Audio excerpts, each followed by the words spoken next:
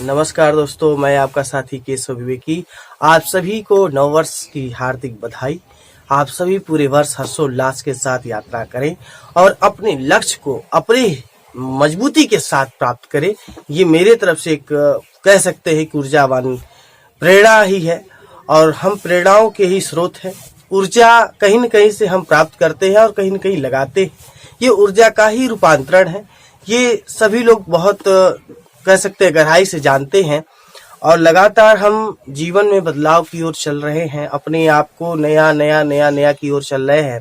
आज हमने अपने इस परिवर्तन के एक छोर को देखते हुए 2022 से निकलकर 2023 एक कैलेंडर रूपी युग में तो आ गए हैं।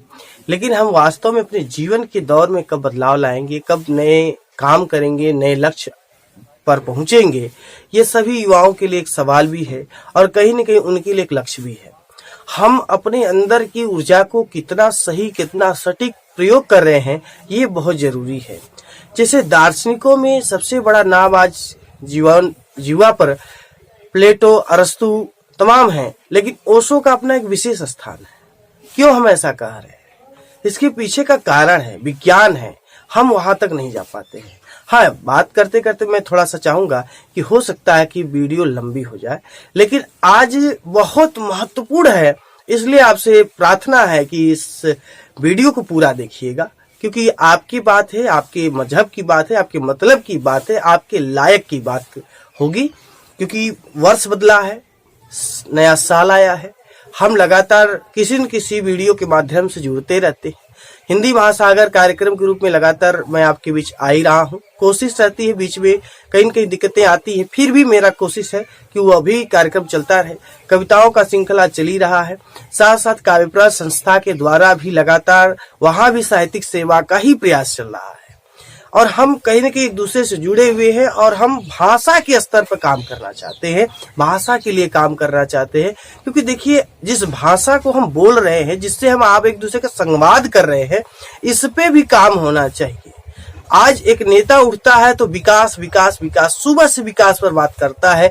वो विकास 5 साल बाद कितना होता है ये वो जानता है और उसकी व्यवस्था जान पाती है, वरना हर आम आदमी तो नहीं पहुंच पाता, न समझ पाता है। उसी तरह से हर विभाग से जुड़ा व्यक्ति कहीं न कहीं उसमें बदलाव, उसमें अपना एक अच्छा देने का कोशिश करता है।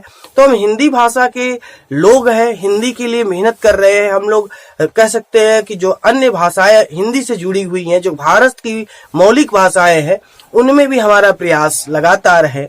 हम काफी बार अध्ययन तो करते हैं, किताबें तो पढ़ते हैं, लेकिन उन किताबों के बीच हम कभी भी ये नहीं तय कर पाते हैं कि वास्तव में इसके पाठक कितने हैं, इनको पढ़ कितने लोग रहे हैं।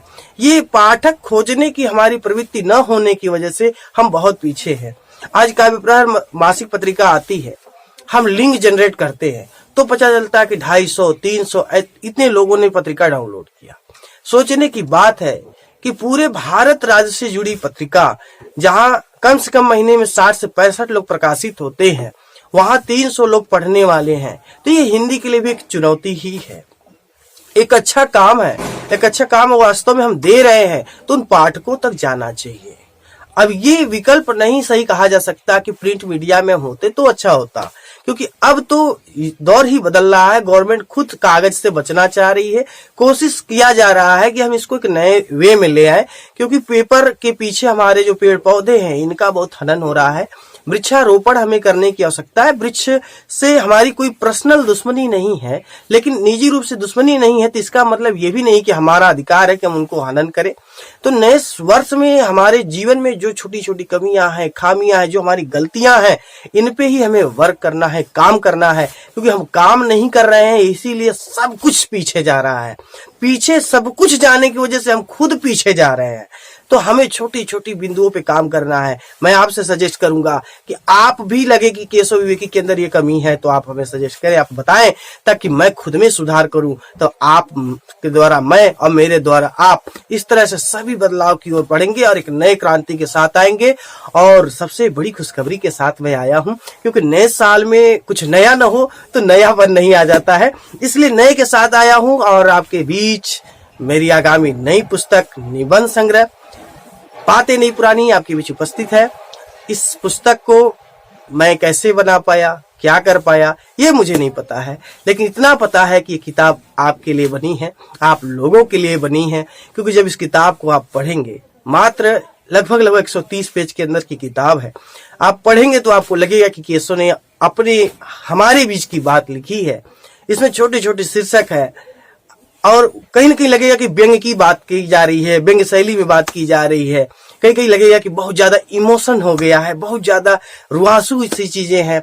तो कहीं ना कहीं हमारे सामाजिक, हमारे परिवेश की चीजों पर हमने इस किताब को लिखा है। तो ये किताब आप बहुत जल्दी ही, मुझे लग रहा है कि जनवरी के लास्ट तक आ ही जाएगी। यहाँ तक कि 25 फरवरी के आसपास दिल्ली में पुस्तक मेला लगने को है, उसमें भी ये पुस्तक उपस्थित रहेगी और लोग जो है वहां जाकर के ले सकते हैं। जो भी आसपास के लोग हैं जो दिल्ली में हो, वो ये किताब वहां से भी ले सकते हैं। साथ साथ अमेजन, फ्लिपकार्ट पे तो मिलेगा।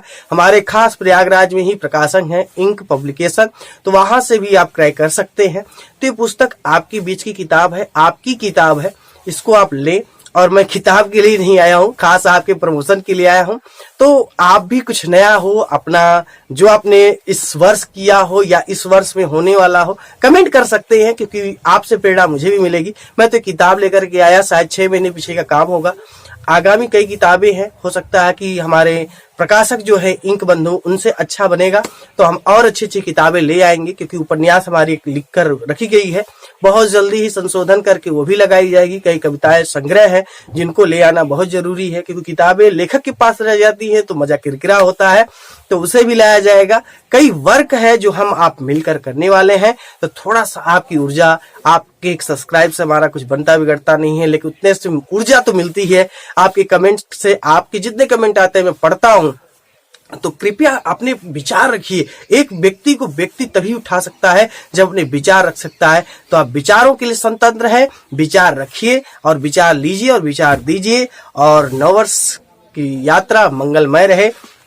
इन पंक्तियों के साथ, अब बदलते दौर में बदलो, अब बदलते दौर में बदलो, स्वयं यहाँ पहले निकलो, बीते दिनों को गिनते क्यों हो, बीते दिनों को गिनते क्यों हो, अपने शोर से निकलो। नववर्ष सुमंगल रहे सभी का, नववर्ष रहे सुमंगल सभी का, केशव चाहता यही।